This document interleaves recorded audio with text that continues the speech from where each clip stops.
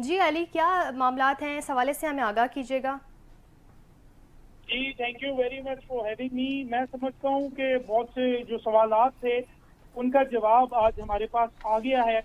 एक जो बात कही जाती थी कि पीटीआई पार्टी नहीं थी, उसका भी जवाब सफा नंबर 13 से शुरू होता है और बड़ा कैटेगोरिकल आ गया है कि क्यों आर्टिकल 17(1) का राइट जो है वो पीटीआई को देना चाहिए था।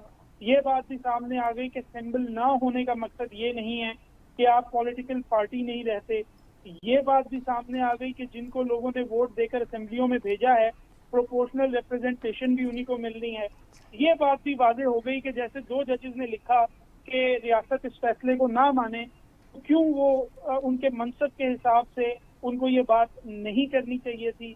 और मैं समझता हूँ कि ये जो सारा इशू चल रहा है पिछले चंद दिनों से, जिसके अंदर के स्पीकर ने एक खत भी लिखा और कहा कि एक अमेंडमेंट एक्ट आ चुका है, उसके तहत जो है ये रिजर्व सीट जो हैं इनको पोर्शन करें। मेरा ख्याल है उसका जवाब भी आज आ गया है कि ये सीटें पीटीआई को ही मिलेंगी। और लगता ये है देखते हुए इस फैसले को कि सुप्रीम कोर्ट अब अपना फैसला मनवाकर छोड़ेगी और ये जो रिजर्व सीट्स हैं ये मैं पीटीआई को मिलते हुए देखता हूँ। जी आप मुझे बताएं, इस फैसले से क्या पीटीआई को फ़ायदा मिलेगा?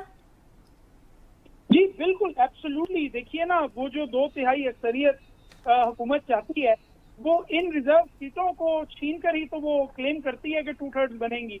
तो ये तो अगर 2/3 जो है उनको नहीं मिलती और ये रिजर्व सीटें जो कि पीटीआई क्लेम कर रही है और जो सुप्रीम कोर्ट ने उनको दी हैं 39+41 सीट्स के ऊपर, जो सारे अब पीटीआई के मेंबर्स डिक्लेयर हो चुके हैं, उसके हिसाब से पीटीआई सिंगल लार्जेस्ट पार्टी हो जाएगी आपकी नेशनल असेंबली में। तो मेरे ख्याल में तो ये पूरा जो स्केल्स हैं वो टिप हो जाएंगे। और क्या पीटीआई को इससे मखसूस नशिस्तें भी मिल जाएंगी, ये भी बताएं आप हमें।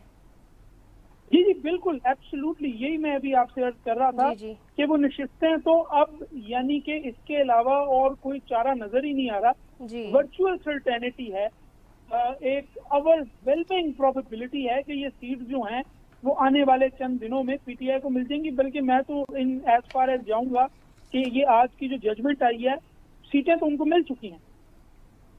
ठीक है अली ताहिर साहब, ये भी बताइएगा कि इसके बाद कौमी असम्बली में पीटीआई का जो नंबर है सीटों का वो कितने हो जाएंगे?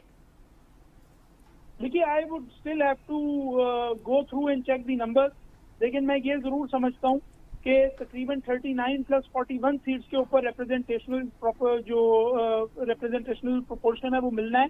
और ये सिर्फ नेशनल असेंबली में नहीं, सिंध असेंबली में, केपीके असेंबली में और पंजाब में मिलना है। मैं ये समझता हूँ कि शायद तकरीबन कोई 100 से 150 के लगभग सीट्स होंगी जो पीटीआई को मिलेंगी इन तमाम असेंबली से। ठीक है।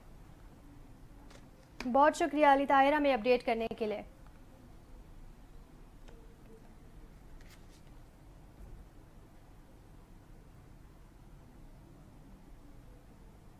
पेशावर हाई कोर्ट का फैसला कलदम। इलेक्शन कमीशन का 1 मार्च का फैसला आइन से मुतसादिम करार। पाकिस्तान तहरीक इंसाफ एक सियासी जमात है। आइन कानून सियासी जमात को इंतखाबात में उम्मीदवार खड़े करने से नहीं रोक सकता।